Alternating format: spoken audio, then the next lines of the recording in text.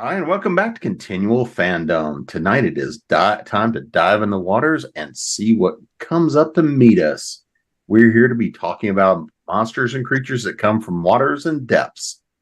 We're here to talk about anything that happens to be wet. Before we go too far, I'm your host, Jim Nettles, and tonight we've drug in some folks to have a little bit of fun. Rick, would you like to introduce yourself? Sure. I mean, I know a lot about things being wet because it's really friggin' humid here in New Jersey. Anyway, my name is Rick Gualteri, and I am a horror/horror comedy writer, um, author of almost 50 books. And, well, I'm pretty sure there's not a single one of them that doesn't have some kind of monster in them. Melody? Hello, I'm Melody Johnson. I write sci-fi and paranormal romance novels. In my Love Beyond series in particular, book one, Beyond the Next Star, I have a creature from the water. And Bobby. Hi, I'm Bobby Nash. I write all kinds of stuff, various genres and whatnot. I do write monsters from time to time, and I'm also I'm getting ready. I'm prepping book 8 of the Snow series, which is a crime adventure like thriller series, and there will be a shark. So, Are you going to jump it? Oh, wait, never mind. Save it. well, you never know. You know? Was waiting for that one. You never know. I figure it's bound to happen to me eventually. So, when I look back at my misspent youth, thinking about what was the first time I remember some sort of story or creature, something set from the deep. And for me, I think the first was probably seeing 20,000 Leagues Under the Sea, the good old fashioned Disney stuff, looking at the flailing tentacles and the high technology, the special effects of the 60s. So Rick, what's your first real kind of monster creature, whatever from the waters? Be there shallow or deep. Do you remember? That is a super easy one because I distinctly remember being like 3 or 4, being at my grandparents' place. They popped me in front of the TV while they went and did adult things, I guess. And Godzilla came on, and that just began a lifelong love affair / disturbing obsession with all things Toho monsters. And at that age, not only did it scare the crap out of me, but you had that I guess that kid filter where everything just looked a lot more real than it was. Mm-hmm. Well, now we know who to blame.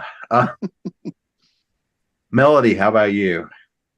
I would say my first exposure to underwater creatures would have to be The Little Mermaid. Not really horror per se, but that's when I was a swimmer my whole life. Growing up, I was a competitive swimmer all the way up till college, and I was always obsessed and convinced when I was little that I was like a long lost mermaid, that I was the opposite of Ariel. I was supposed to be a mermaid this whole time. So yeah, she was my first and favorite. How about you, Bobby? My first, well, it's this guy. Actually, it was the second one I saw first. I actually saw Jaws 2 a few years before I saw Jaws, which, seems out of order. But yeah, so that was probably the first movie I ever saw that had any kind of sea creature in it. But if I go and look at my favorite, it's probably this guy. The creature, seeing the creature was just this experience. And like you said, through kid filter, I look at it now and I realize it's Rico Browning in a suit.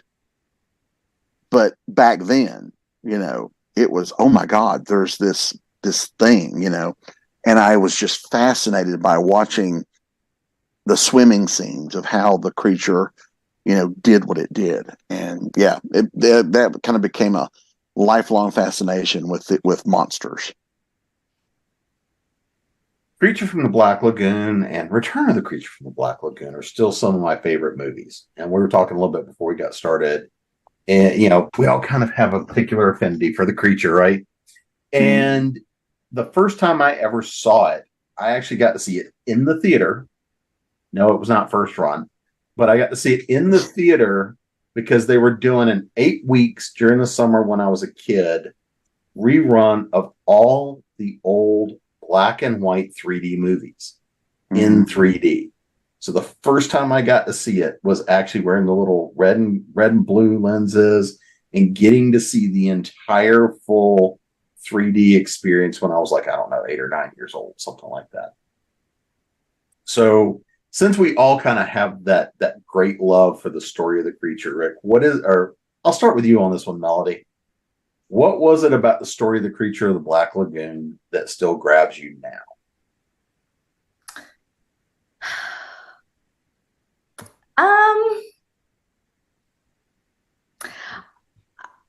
I have to confess, I've never seen Creature of the Black Lagoon, so I don't know. Never mind, you don't know.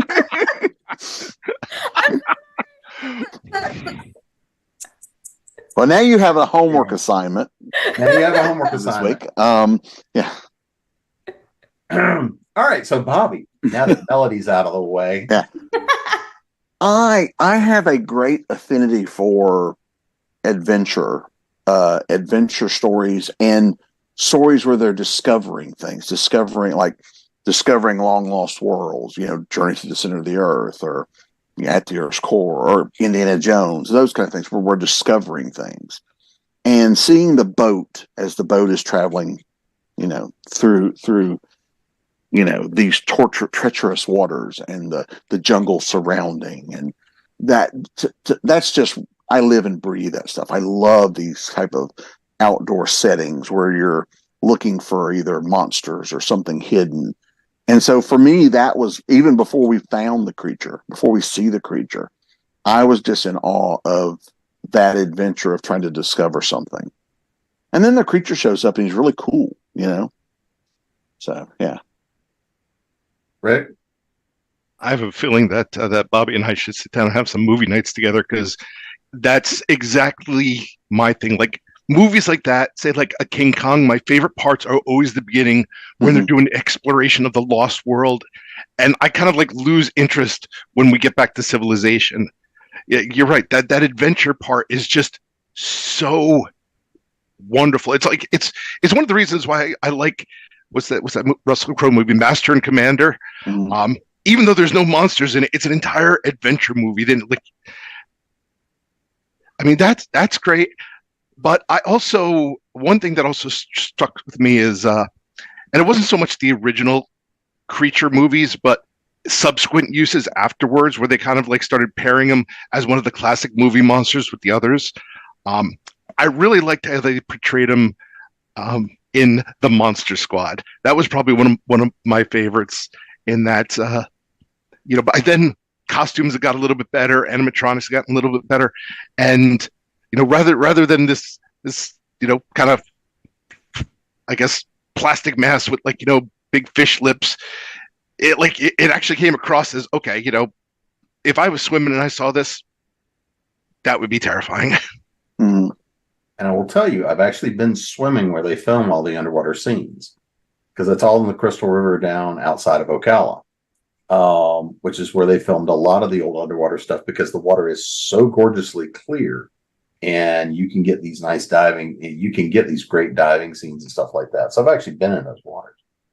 So Melody, now that I was horrible and picked on you a little bit, we're going to go with kind of what I'm going to call, in a lot of ways, a descendant of the creature from the Black Lagoon, because we were talking about this, which is The Shape of Water, right?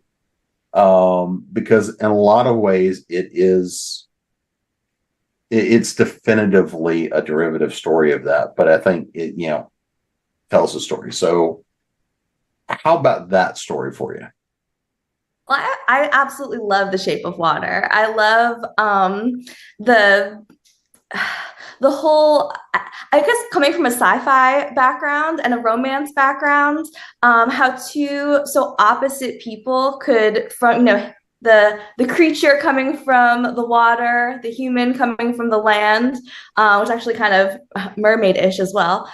How two so opposite people could find a way and find commonalities, and then for them not to be as dissimilar as you would at first expect. And throughout the movie, them revealing that it's more the creature has more humanity than the humans opposing it. And it's actually the humans that are the villains and the creatures. So I love that dichotomy between creatures versus humans and how each can bring out the opposite in the other. Yeah, you're gonna have to go do your homework. We're gonna just stop right here. You've got to go watch Preach from the Go watch the movie. We'll wait. Come back. We'll just all watch it now. Well, let's do our own commentary. There you go. We'll MST3K it. Well, she brings up a good point though. In so many monster movies, the monster is the spectacle, but in most of them, the real monsters are people.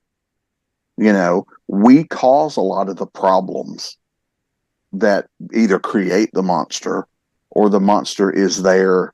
The monster is peaceful until we get involved, that kind of thing, or we are responsible. I mean, there's a whole, the 50s were ripe with giant, radiation creates giant ants, giant grasshoppers, giant whatever. So I think the fact that, showing it's kind of like what sci-fi does best, those allegories. You can show these things and because you're doing it to a monster, people don't realize, they don't realize they're being taught something. Yeah, but one thing that they've started to fix that in more modern movies, but one thing that really always bugged me with the older 1950s ones is, even though you had that allegory that mankind is to blame, at the end they always had to kill the monster. Sure, yeah. Mm-hmm. That bugged me, especially when it was a sympathetic monster. So other than the creature, we've had a lot of different. Let's go with the inland waterways, right? Let's just kind of stick with our nice swampland, the nice peaceful swampland like what's behind me. And Bobby, I'm gonna start with you. I mean, we've had a lot of stuff, whether it's movies, TV, film, comics, books, the whole, across the way. Is there another, creature, monster, something like that we've seen that, is just fun? It's something you really like, or it has that allegory. What's one of those other kind of inland? Well, for me, because big comic book fan, certainly characters like Swamp Thing or Man Thing, who lived in the swamps, who were protectors of the swamps, were always fascinating, and both have translated to live action. Although Man Thing only did it the one time, showing up in the Werewolf by Night episode, but you get a lot of good. There's a lot of good stuff that can be done playing in the swamps with those kind of characters. We've also certainly, if you want to go with more realistic, real world, in the swamps, how many times has Tarzan had to deal with crocodiles or alligators or, whatever else, giant snakes, the anacondas, or those type of movies where we play on the things that live in these swamps. Because as terrifying as the ocean is with things like sharks and all, the ocean is a very big place. When you get into these swamps, there's that claustrophobic feeling because the trees almost feel like they're reaching out to kind of grab you, because there's not a lot of leaves. There's a lot of, gnarly looking branches, especially the darker it gets. There's usually a haze or a fog, not to mention the sound of the wildlife. That just, you put all those things together, and swampland, it can be very terrifying before you've even seen the monster. And so I love that. Again, that's one of those things with the adventure and discovery. When you're doing fiction, that's scary enough on its own, but then you throw something out there so that your characters have that, what the heck is that moment? Why is this here? Or like in King Kong, why is there a giant gate? You're going through the swamp. Why is there a house there? Those are the kind of things that kind of can leap you from the real world into that horror-filled fiction. Yeah, and I don't know if that answered your question or not, but yeah. yeah, I keep hoping for the day that I can actually have my house in the swamp, but still have power and cable. But nobody can get to me. Yeah. Rick, what about you? What's your inland waterway critter? So here we get into one of my I guess one of my passions, which is like cryptids. Because the swamp is just rife with them. You have lizard men, reptoids. My personal favorite, Bigfoot, like the skunk ape down in Florida.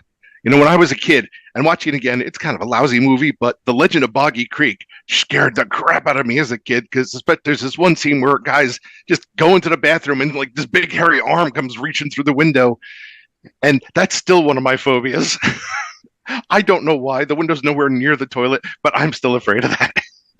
But yeah, it's a combination of what Bobby said of like, it's this claustrophobic environment. Is something coming from the trees? Is something coming from the water? You probably can't see that far with the vegetation. Even if you do find people there, swamp people, let's be honest, they kind of have a reputation. They're probably not like, people who are going to be like, hey, how's it going? There's banjos. Yeah, it's one of those things where it's like, you shouldn't be here. Don't make me do a Cajun accent. Just don't. But yeah, it's like the whole thing. Yeah, there's a claustrophobic feeling that that even though it's daylight, the sunlight is just not reaching you. Like, this is not a safe space, a safe place. Melody? I'd say a couple of my favorites are maybe Anaconda with J-Lo. And it has more of like a jungle feel, that one, and also the newer King Kong. But I feel like I can't add to any more. I agree with everything everyone has said about the swamp. I guess maybe some more of the excitement or fascination could come from the fact, I don't want to say that it could be real, but there's a little bit more perhaps of an element that, especially maybe down here in Georgia and Florida, going to Okefenokee, that potentially there could be a giant alligator about to jump out and attack you. It's kind of rare that I'm in a submarine, or that I'm, out in the deep sea, being surrounded by sharks. So in that way, the deep sea is more of a fantasy, whereas the swamp is more steeped in something that potentially could happen. And that's also the swamp is also a great place, like Rick said, for the people that live there. Could be scary. How many movies have we seen where somebody just is being chased by people that just live there? Yeah, the monsters come out and they go, nope, I'm out. Yeah. Yeah, and having grown up very near Bishopville, South Carolina, where the whole lizard man thing went down, there's a lot of, yeah. We'll just save that, but there is a good barbecue there. So kind of looking at a lot of that inland creature, but I think, Melody, you're right. A lot of that has to do with it feels like it could be at our back door, right? I don't have to go out in the deep sea. I don't have to be baiting a submersible. We're getting there. But it's that nature of it's at my back door. The creature from the Black Lagoon, of course, was not necessarily set in Florida, even though it's where it was filmed. But there's a lot of things. I mean, we were talking about Lake Placid before we got on with the giant alligators and things like that. So I think it is that sense of immediacy, that closeness, kind of that, if it's there, it could be right here. So let's move out to sea. Let's kind of start playing that billionaire bait. Let's start with the Kraken, right? That idea of the nice big sea monster. We've seen it in a bunch of different takes, different flavors. Do you have a particular favorite? Rick, I'll throw that one at you first. Gee, maybe I do. Flip me my 20 later. Yeah. So this one again goes back to the whole concept of like cryptids. We know giant squid exists. We know colossal squid. but there are legends of basically giant octopi. And I mean, I love that idea of, because the thing with an octopus is, it's already this freaky alienish creature. We've all seen stories about how disturbingly intelligent they are. Now ramp that up to a creature that's like, that's like 200 feet or so, and you're screwed. So yeah, I'd say that's probably my favorite interpretation of the Kraken. Is, I mean, you don't even have to get into like Cthulhu territory or like Clash of the Titans territory. Literally a monstrous octopus would probably be kind of terrifying by itself. Melody? Well, I guess I have to stay true to Ursula. Ursula would have to be my favorite Kraken. She becomes giant and takes over the world. She definitely got a bad rap though. I feel like there's I don't know if you've ever read To Kill a Kingdom, but it's a more like modern day Little Mermaid, where it's like as if Ariel had been raised by Ursula. The Ursula is actually her mother. And that it goes back to more like traditional mermaids and being, wanting to kill sailors. And the main character is like collecting hearts, like literally from the sailors. And I like the villainous Ursula is probably my favorite. And I love the idea of Beneath the Sea. It's very sci-fi. I feel like how sci-fi is a whole nother world, typically out in space, but deep beneath the ocean is just as uncharted as space. And because of that, I feel like we get the Kraken, we get these giant creatures because our imagination can run free just like you can in sci-fi. Bobby? Yeah, I agree. Two of my favorite shows as a kid growing up were like Voyage to the Bottom of the Sea or Sequest, where they're running into those type of things. Because it's almost like, I mean, it's like Star Trek. This is this vast, unexplored. Anything could happen down there. But in terms of Kraken, probably the first Kraken I ever recall seeing on screen was from the Clash of the Titans. And I love Ray Harryhausen's work. I think the man was a genius. It's certainly, it's one of those scenes that's fondly remembered. Release the Kraken is an oft-quoted line. And as a kid, I was just in awe of the size and scope of how these characters, and I saw them on TV. I've never seen that movie, the original one, in a theater. I've only seen it on TV. But to me, there is something in the way that movie is shot and the creatures are designed that I totally bought that creature was a giant and was deadly and was dangerous. And I know the remakes, the Kraken is a lot more animated and moves and, a lot more rendered in a better way.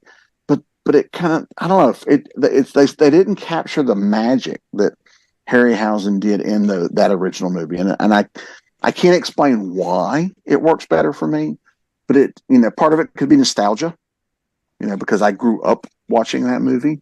But yeah, there's just something, they made it believable that this thing was that dangerous. And so to me, that's still right up there at the top for me. Yeah, and I remember, seeing the original Clash of the Titans a lot because it showed on HBO all the time, right? Oh, it was here in Georgia as a kid. It was a TBS Saturday afternoon or maybe thing almost every week. If you missed it, it wasn't hard to recatch it. Yeah, well, it's because Ted only had like 12 movies at the time. Yeah, I mean, but I remember watching that, and you're right. The practical effects, Ray Harryhausen, that kind of that magic. And I think that's one of those things when we compare, talking about the creature from the Black Lagoon, some of these other things in terms of practical effects. Yeah, it's a rubber suit, but there's something to the practical effects a lot of the time that just has a little extra something to it. Because it's actually there. Yeah. It has mass. Yeah, and I think some of the ones we've talked about really show that. Like we were talking about the creature from the Shape of Water. That is a real suit. So the actor is portraying things that they can get across in a way that CGI just doesn't quite get that performance. And I think that, especially when the character is interacting with someone on that level, that's better. Yeah, a giant CGI shark works if it's just eating people. But when you have characters that have to show emotion and have to do things, sometimes I think having an actor, even if the CG is overlaid over the actor with the dots and whatnot, having that actor do the performance gives us so much more.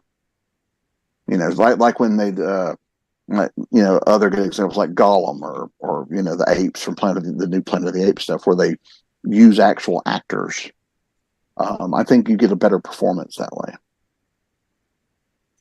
So Melody, I suspect this might be one that you know a little something about. One of the famed monsters that we always deal with.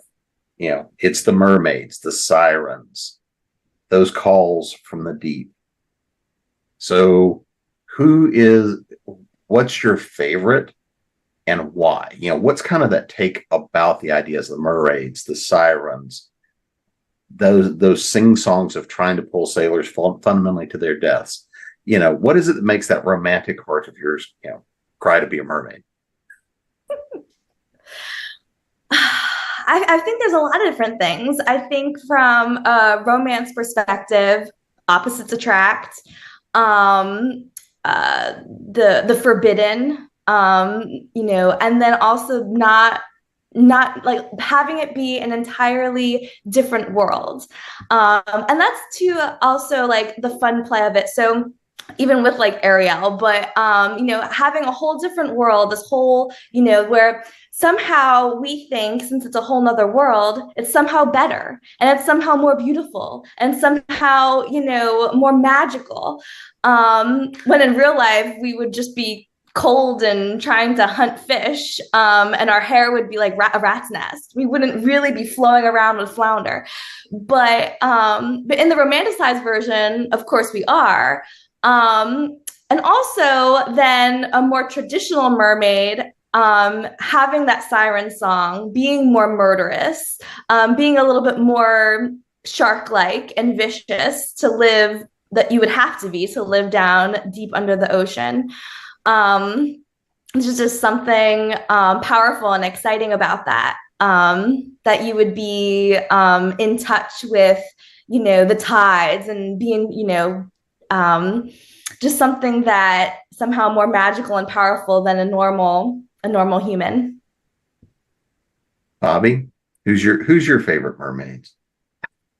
You're gonna laugh because when you said sirens, the first thing I thought of is the scene from "Oh Brother, Where Art Thou," where the sirens come out of the river, and they're gonna love him up and turn him into a toad.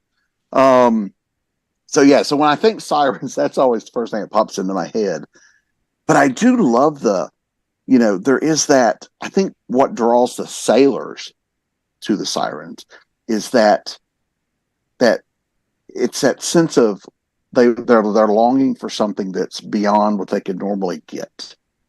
There's something so, I'm blanking on the right words, but it calls to them. The siren song. There has to be something inside of them that wants to answer the siren call. And yes, a lot of times it's played up as a sex thing or a lust thing, and there's part of that to it, but there has to be more than that. I don't think every character is just going to go, it's a woman, and some do, but I mean, but there's something that the sirens do with the song. The song is very hypnotic and kind of lulls you into that, come to me, almost like hypnotizing you and bringing you to them. I dig them. Like I said, I'm trying to think of one other than the Oh Brother movie, but those are the ones that keep popping into my head. All right, Rick, how about you? Yeah, same with Bobby. I'm not sure I have a favorite siren, but the original Greek sirens and such. I mean, it's kind of a terrifying concept because I like and like up until like even like modern times because you're at sea for like for however long. It's like you're already kind of like I guess mentally beaten down. And now I'm not a sailor, but my assumption is probably for a sailor, I'm thinking probably the that death you don't want is to drown. Mm-hmm.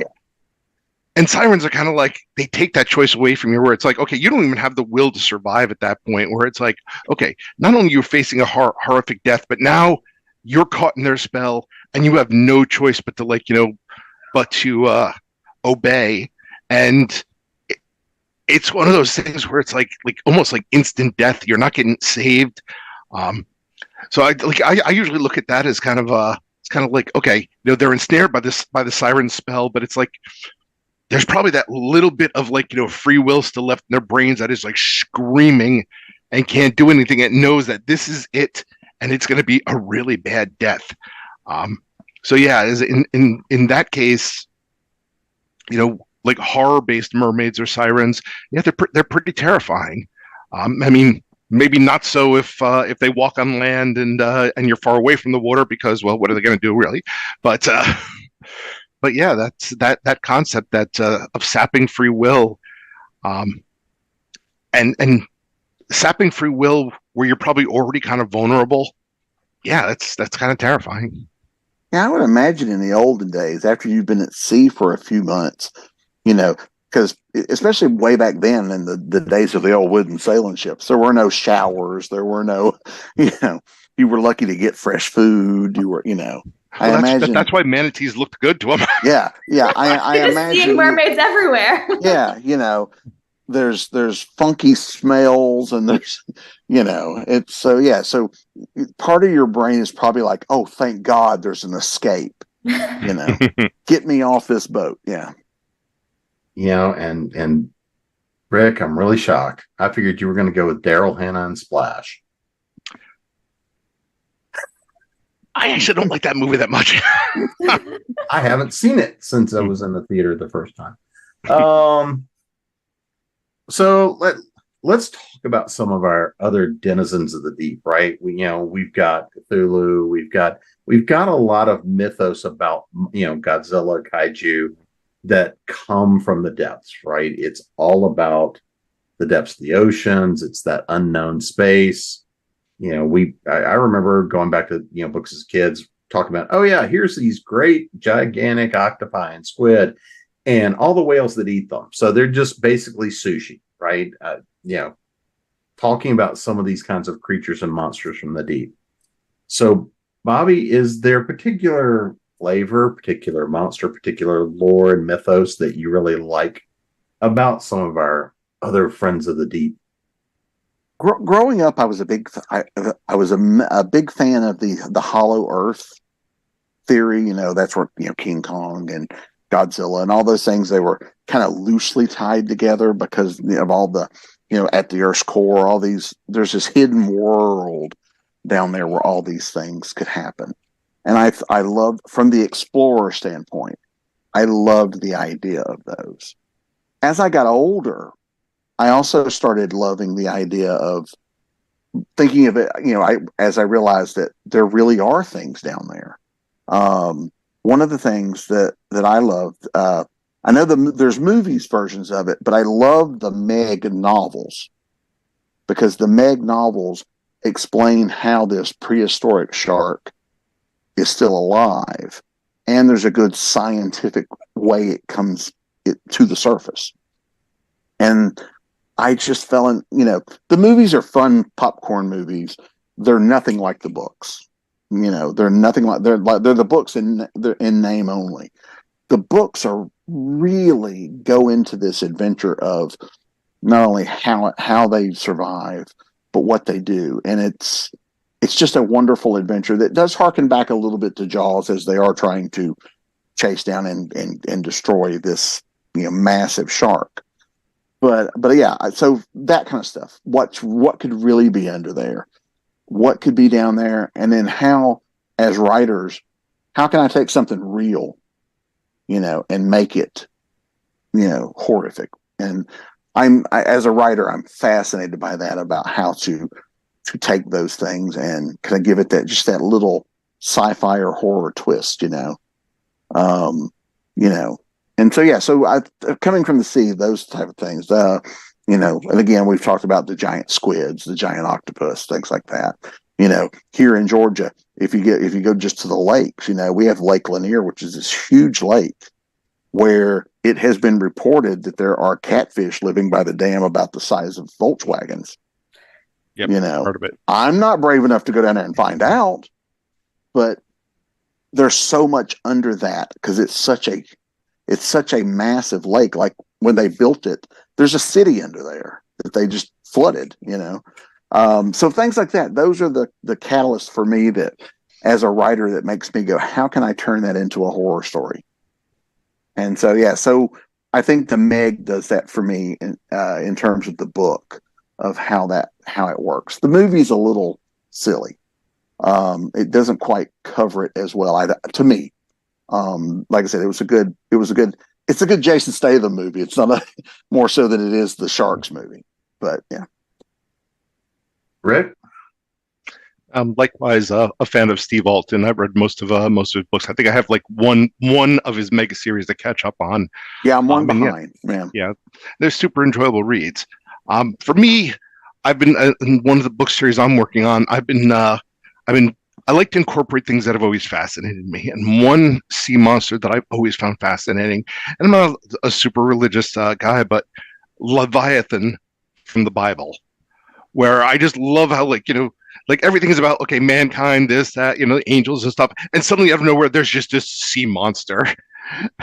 And it's like, the hell, but I love, it's like this weird anomaly in there. And something like that just fires my imagination. I saw in one of the Godzilla forums that pretty much somebody was saying, okay, you have three creatures in the Bible. You have Leviathan, Behemoth, and Ziz. And they were like, that's Godzilla, Rodan, and Anguirus right there. I was like, probably not wrong. But yeah, that's like creatures like that from like ancient mythology. You have the Midgard serpent. You have like a lot of like ancient myths about these giant sea creatures. And as I think we all have to like wonder, is that okay? So did they just see a big crocodile, or is there like something more to this? And that's the thing that fires my imagination. So I've been playing around with that mythos. Creatures from like 5,000 years ago showing up in modern times, and everybody's like, okay, this thing's the size of a battleship. We are screwed. Melody? I always enjoyed the idea of the potential that aliens are down under the water. An oldie but a goodie. One of my favorites is The Abyss, where the main and the aliens are. I don't want to say they're like a side problem, but throughout the whole movie, it's the main characters are the ones that are causing their own problems throughout, trying to, going down with their mission, and people going, I don't want to say stir crazy, but, having, I forget what the illness is called, but going crazy because of like the depth of the, yeah, you get the bends, or not bends, but the Rapture of the Deep or something. Yeah. Yeah, it's related. You get the nitrogen off, and but yeah, exactly, with like the oxygen levels and all of that. And so for the majority of the movie, it's all human on human problems, and yet the aliens come in a huge way by the end of the movie. You're like, oh, of course they were down there. They would be the ones, either to cause all the problems or to save the day. And then a more modern version that's kind of, I'll pretend they're in the ocean. They're kind of like in the ocean, but iced over, is the Tomorrow War. And the whole movie, it's a I don't want to say classic, but classic alien versus human battle. Who's going to win the war? And, we're looking to the sky for the aliens, to be coming, where are they coming from? Where are they originating from? Psych, they're actually originated from Earth. So I love that idea that creatures, I don't want to say like real creatures, but the possibility that actual life forms from another planet are actually hiding in the deep. Yeah, because if their ships are strong enough to survive space, they could go deeper than we can. Yeah. Like Pacific Rim is another one. It's like the aliens aren't from underwater, but basically they get to our world from underwater. Mm-hmm. And you would never know from, another. Well, we would never know if they're down there. But also, like, if an alien species came from a planet that could withstand subterranean depths, and they happen to come across our planet, where would be the perfect place for them to hide? Mm-hmm. Absolutely. Yeah, and when the arrival that had or not the arrival that had basically these squid creatures, they had come back. Right, yes, in the fog, yeah. Yep. So, Bobby, just to make you happy, but I'll make you go last. So, Rick, because we talked a little bit about about the mag, and we played around with it, but let's start talking about kind of that classic thing of sharks, right? Because this is one of those things of they're here, we get to find megalodon teeth, but we also know that we've recently had a couple of shark attacks again off the coast as well. I'm just going to go straight for Jaws. When was the first time you really got to see Jaws, get that whole experience, and what was it like for you? Oh, I mean, I was a kid, and honestly, I did not appreciate Jaws for what it was until like years later when I was a little less stupid. But at the time, it was just like, oh, a scary shark and stuff. But now it's like, I love them. I love it for what it is as a horror movie, but also as an adventure movie and a buddy movie. And also, it's a man against nature movie. I mean, the message is not great these days. Let's be honest. I mean, how many sharks died as a result of that? That probably were minding their own business as a result of Jaws. But it stands as just a fascinating man versus nature movie, and nature pretty much almost wins. It pretty like I guess a big theme of that really just comes down to that the sea is not our domain. We are not at home there. We are not the masters there. And it's like masterfully shot, like to the point where like if they can take that fake ass looking shark and put it in some scenes where even today they just hit home really hard, like the scene where Alex Kintner gets turned into chowder there. That's still a powerful scene, like watching. That's one of my favorite scenes. Like I will turn on that movie just to watch that scene. Poor Alex Kintner. How about you, Melody? I think, I first saw Jaws when I was younger with my parents. It was probably one of the first, scary movies that I was like allowed to see. But I think what's so fantastic about Jaws is you really don't even see the creature until maybe the creature. You don't see the shark until, halfway through the movie. You see the fin, you hear the music, you watch people thrashing around in the water. You see the blood from the little boy. There's lots of conflict with the townspeople, with the mayor and them, gathering up their crew and finally setting sail. But even when they're on the boat, it's not until, I want to say it's not until he's chumming the water that he finally comes up and you get that first glimpse. And of course, the first glimpse, roar, he like comes up and you get full-fledged mouth and teeth. But it's just so wonderful that delayed anticipation to see the actual shark is just, wonderful storytelling. Especially, thankfully, there was a lot of mechanical issues, so the shark didn't work that well. They couldn't drag him out that much. Yeah, I often maybe it would have been a worse movie for it if they hadn't, been able to have that delayed anticipation. Yeah, I often wonder if it would be considered the classic that it is. Had things, because the plan was the first few minutes of where we were supposed to see the shark eat Chrissy, and they just couldn't make it happen. I wonder if the movie would have held up, and I think, in talking about this movie, we've mentioned the characters. I think too that the characters in the first Jaws movie are characters. They're not just shark bait number 1, shark bait number 2. They're real characters, so that when they do die, when Quint dies, you feel it. You feel bad for him.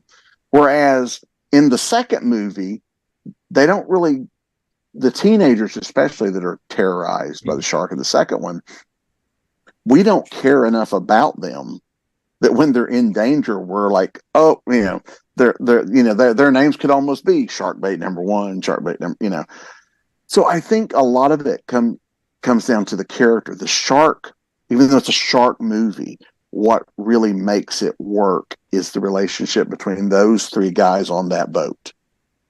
And if that doesn't work, the other stuff doesn't work as well either.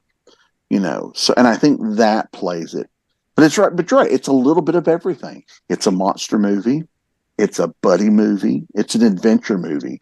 There are scenes there when they're first chasing down the shark. The music is not horror movie music. It's adventure music. And then it goes into a horror movie when the sun's going down and the shark's attacking as the sun comes up, or as Melly said, when there are people where we don't see the shark but we know it's there. And it's chasing people that are on the dock trying to catch it or whatever. And so there's a lot of those things that I think that it all works. So it kind of goes between being one type of movie to another, and I think that's just the brilliance of it. And a lot of that came out of the fact that nothing worked right. Nothing went to plan. And yeah, I can't imagine if they had tried to make that movie in the era of CGI, because you don't have those problems now. They can put that shark anywhere. I mean, we've seen shark movies. There are shark movies all over the place today, and the sharks are always there. So that the suspense has gone away. I know what a shark looks like. So just seeing a shark, I go, oh, it's a shark, You have to give me something else to kind of make that shark seem more dangerous. Yeah. Especially these days, like I said, when we've seen so many shark movies. And some of them are played more for laughs than others, but even the best CGI sharks kind of look fake. Yeah. So I think the shark movies today that really work are the ones where it's still about the character that the shark is either terrorizing or is around. Like I really like The Shallows. I thought that one was really good because the shark is not there all the time. It's her worrying about where is the shark, or I forget what the name of it is. There's one where the people they get lost at sea and the shark is circling. I forget what that one's called, but it's about the people. The shark is not the star, but the shark is a big component. And so if you focusing on those people makes the story, makes us care about them being eaten by the shark. Well, and I think partially as a proof of your example, Jaws 3D proves that seeing the shark does not help your movie. Yeah.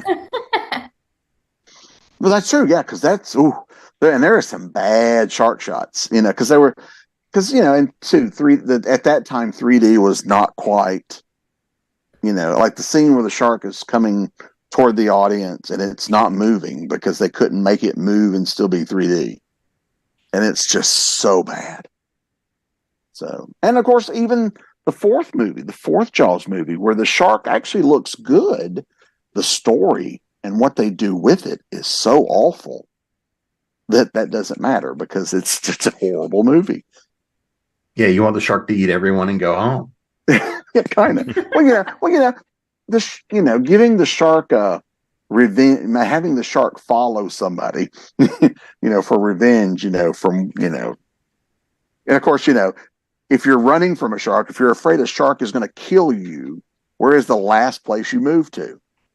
You know, I'm going to live in a desert somewhere and dare that bastard to find me. And it will if you live on the Sci-Fi Channel. Yeah. Well, yeah. Now that's true. But then you got a movie. Yeah. And it'll have a freaking laser beam on its head. Yeah. So I think they never did that with Jaws, I think. Give them time. Give them time. Give them time. Especially if Sci-Fi Channel gets the rights, but they're not doing it. I am honestly surprised no one has tried to do a sequel or a reboot to Jaws in modern days. I'm totally surprised. All I'm going to say is I want to see a crossover mashup of Jaws, Terminator, and Waterworld. That's all I'm going to say. So, we're kind of getting towards wrapping up, but is there anything we haven't thrown out there or talked about from our friendly denizens of the deep that you guys want to get into? So, Melody, I'm going to throw this to you first. What have we not talked about? Want to talk about? Was kind of on a shark theme, but we didn't talk about like Deep Blue Sea. The sharks were just innocent sharks, and we just, as humans do, feel that compelled to do scientific experiments and mess with predators that should not be messed with, and due to that, you know, we have a disaster on our hands. I love stuff like that. It's our own fault. We deserve to be eaten. Yep. And Samuel L. Jackson only makes it halfway through. That was one of those nice surprises. You did not see that coming. Nope. That is true. He didn't either. Yeah. And he's doing his nice, beautiful speech right in the middle of it. And you're like, yeah, we're like ready to get all pumped up. And then bam. Bobby, how about you? What have we not talked about? And there's not a lot of it, but I thought, well, Deep Blue Sea, I think, does it a little. When we're living underwater, you know, they're working underwater in that particular movie. But like, you know, I talked earlier about some of the TV shows as a kid where there's underwater colonies that they're dealing with issues. Johnny Quest. Yes, I think there's a lot of great potential to mine of what the world's going to be like as we start drilling and digging and planning houses. And what are we going to dig up? What are we going to cause to happen? What disaster are we going to cause because somebody goes, you know, we could build a resort on the bottom of the ocean. That kind of thing. I would love to see more of that. And, you know, and it could still incorporate, you know, various, you know, sea creatures as well. But the other thing we haven't talked about, which is not a sea creature, but is a water creature, is the Loch Ness Monster.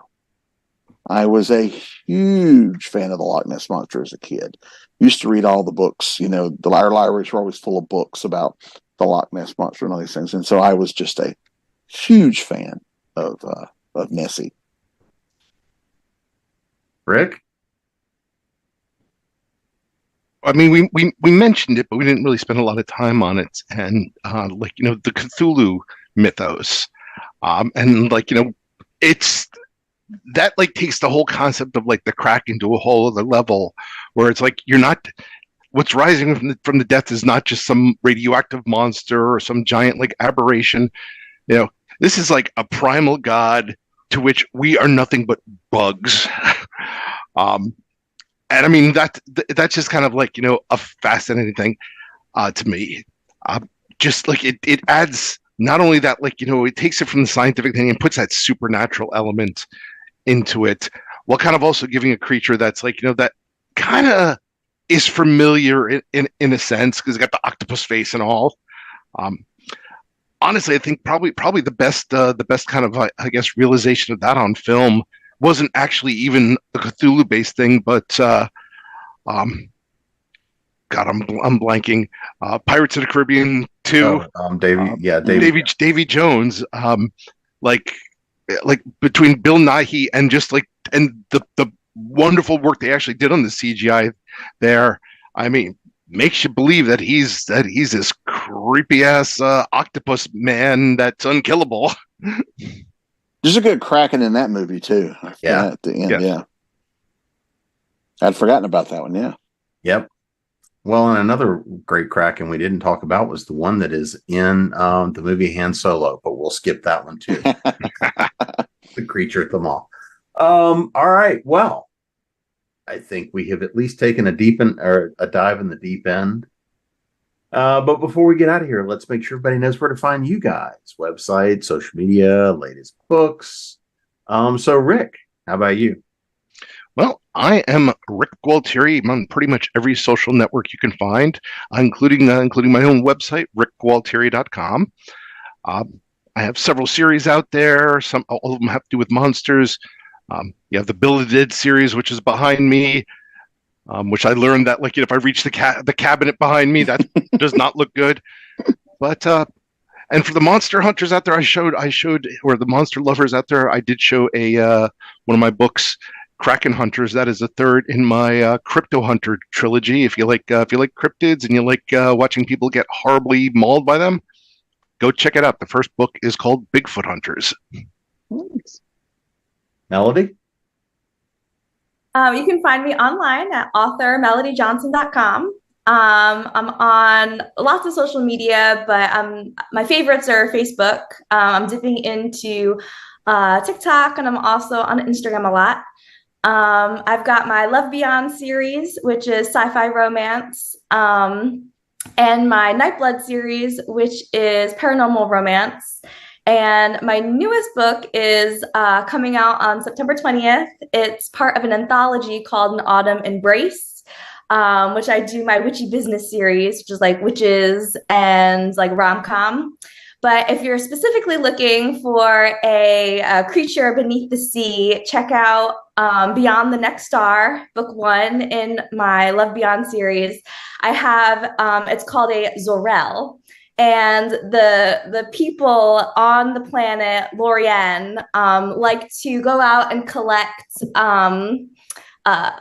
exotic pets, which are really, they're aliens, but they collect exotic pets from different civilizations.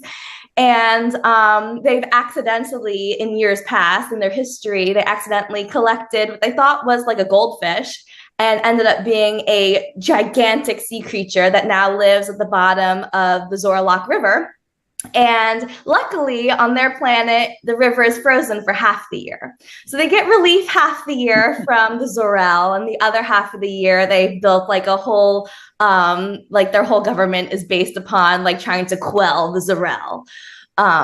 So if you like sea creatures, you'll like that book. Please tell me that's what you're going to call the series finale is Quell the Zorel. Quell the Zorel. Yeah, I like that. Bobby? Are you kidding? I see that on the movie trailer. If it's Quell. Yeah. So I'm BobbyNash.com. I write a little bit of everything. BobbyNash.com is my website. I have author Bobby Nash on Facebook. Bobby Nash writes on Instagram. I have Blue Sky now, which I think it's just at Bobby Nash. I still have Twitter at Bobby Nash. So I'm on all those things. There's always something new coming out. I do write a lot of crime fiction, but I also do get to play with monsters and stuff. I'm doing a 4-book series for Falstaff Books called Hunter Houston Horror Hunter, and he fights various monsters. It's a spinoff of John Hartness's Bubba the Monster Hunter series. So there's a lot of comedy in there too. And you can find me at jamespnettles.com, authoressentialsworkshops.com, the Speculative Fiction Academy.com, creatingprose.com, and of course, your ConTinual. And go put on this life vest. That way, at least they can find where you were. I'll never put on a life vest again.